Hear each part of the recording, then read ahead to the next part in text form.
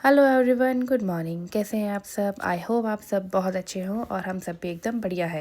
Actual में good morning नहीं, good afternoon हो चुका है और हम सब निकल चुके हैं दिवाली मनाने के लिए अपने घर। ये दिवाली का व्लॉग है जो बहुत ही ज़्यादा लेट आ रहा है क्योंकि मैं रिकॉर्ड करके और इसको अपलोड करना भूल गई, एडिट करना भी भूल गई थी।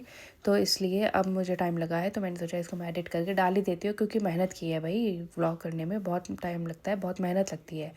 तो हम यहाँ से निकले थे, मतलब टिहरी से निकले थे लगभग 2 बजे बच्चों के स्कूल के बाद, और हमको निकलते निकलते 2:30-3 बज गया था। तो ये 2:30-3 बजे का टाइम है, सनसेट का टाइम है। आपको पता चल ही गया होगा कि लगभग शाम हो रही है। तो और ये हम पहुँच गए थे इस टाइम आगरा खाल के आसपास को, वहीं का था।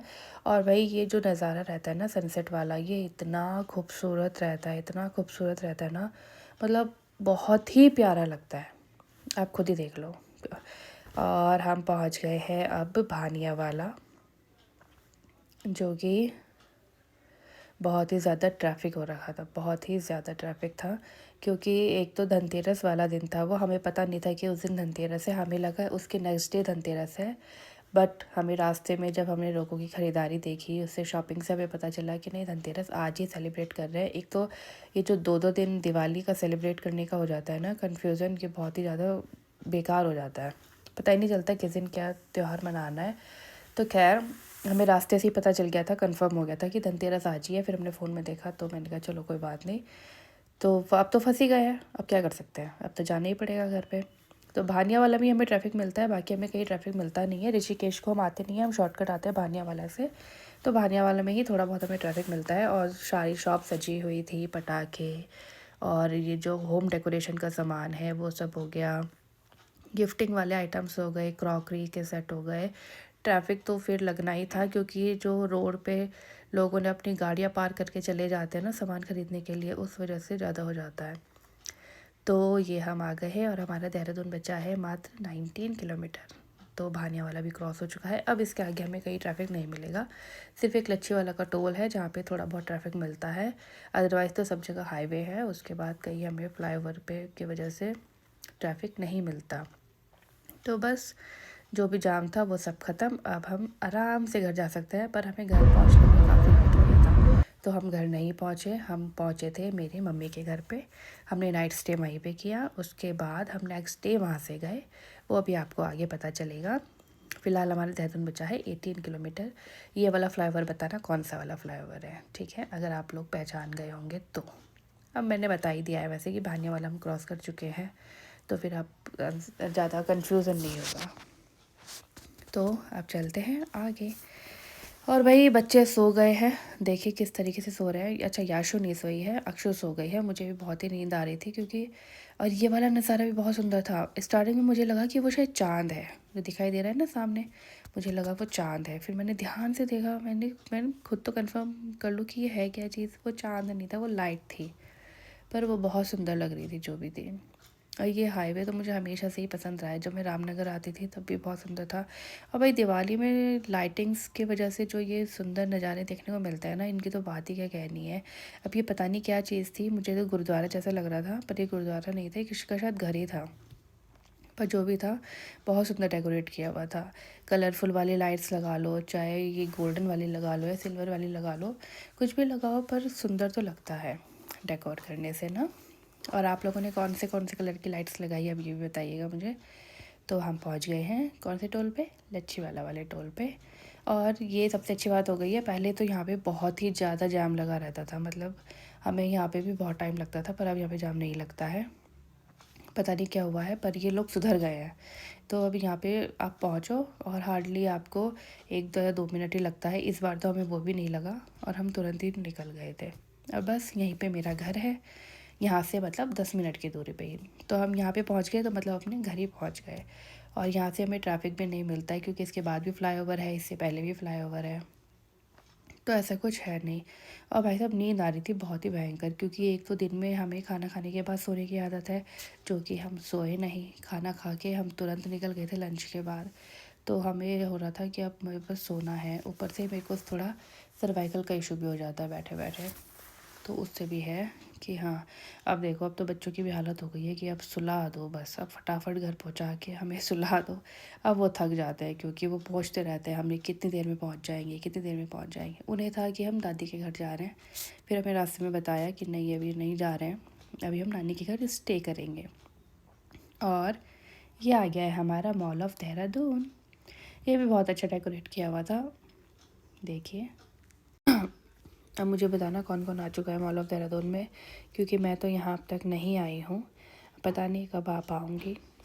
ऐसा नहीं है देहरादून ही नहीं आई हूँ, देहरादून तो मैं कई बार आ चुकी हूँ जब से खुला है, पर यहाँ नहीं आ पाई हूँ। और ये हम पहुँच गए हैं घर। थकान बहुत ज़्यादा हो रही थी, लेकिन अभी हमने जाना है शॉपिंग के लिए। पहले हमारा प्लान था कि हम देहरादून जाएंगे मार्केट, लेकिन फिर हमने मार्केट का प्लान स्किप कर दिया क्योंकि हमें बहुत लेट हो गया था और हम आ गए थे V2। ये मेरी छोटी सिस्टर है, हम दोनों आ गए थे V2 में क्योंकि हमें कुछ सामान लेना था मम्मी पापा जी के लिए। और कुछ सामान मैं लेके आई थी अपने साथ, पर थोड़ा थोड़ा जो बचा हुआ था मैंने कहा हम यहाँ से ले लेते हैं। और ये मैंने फिर से एंगल में गड़बड़ कर दी, ये पता नहीं क्यों हो जाता है मेरे से बार बार। और मैंने कई बार ये करेक्शन भी किया है, खुद को चेक भी किया है, मतलब जब मैं रैंडम क्लिक्स करती हूँ तो मैं उसमें चेक करती हूँ कि एंगल गलत आ रहा है या सही आ रहा है, उसमें सही आता है।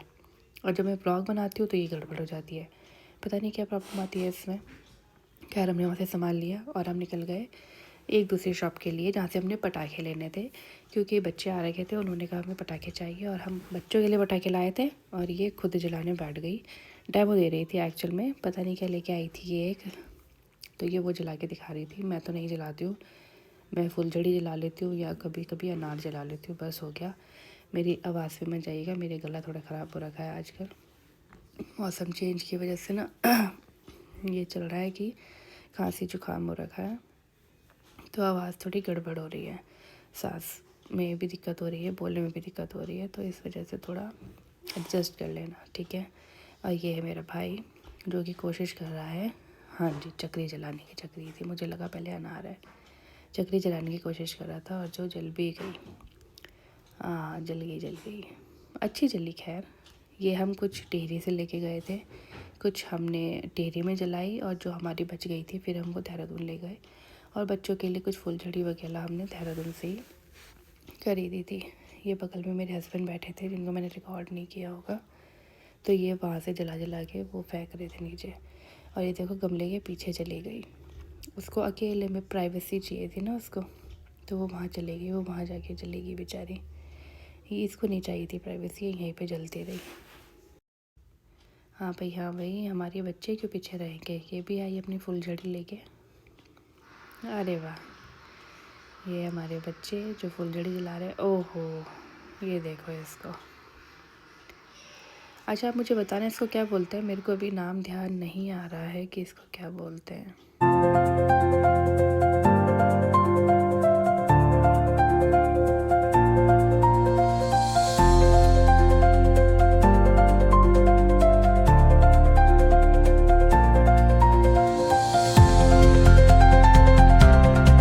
गुड मॉर्निंग, तो हो गया है नेक्स्ट डे और ये है छोटी दिवाली का दिन। छोटी दिवाली की आप सभी को बहुत सारी शुभकामनाएं।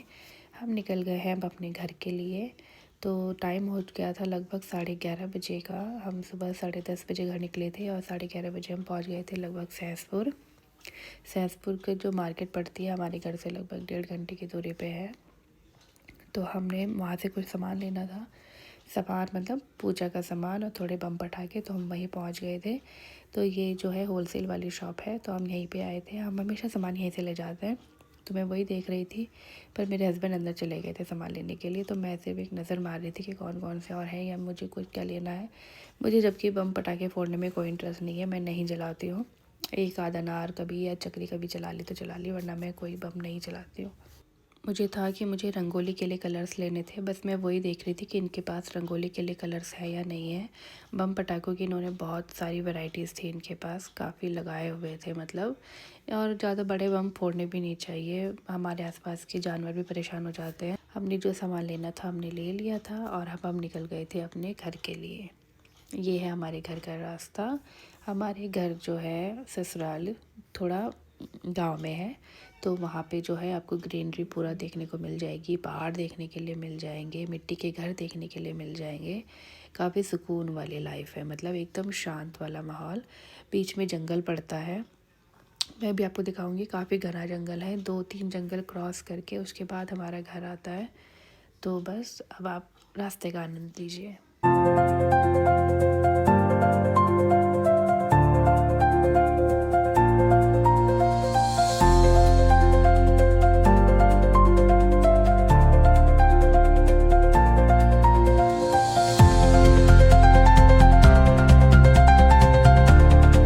काफ़ी ट्रैवल करने के बाद अब हम फाइनली पहुंच गए हैं अपने घर।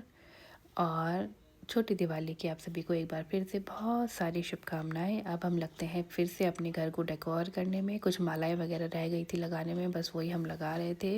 लाइटिंग वगैरह सब भैया ने पहले से ही लगा रखी थी।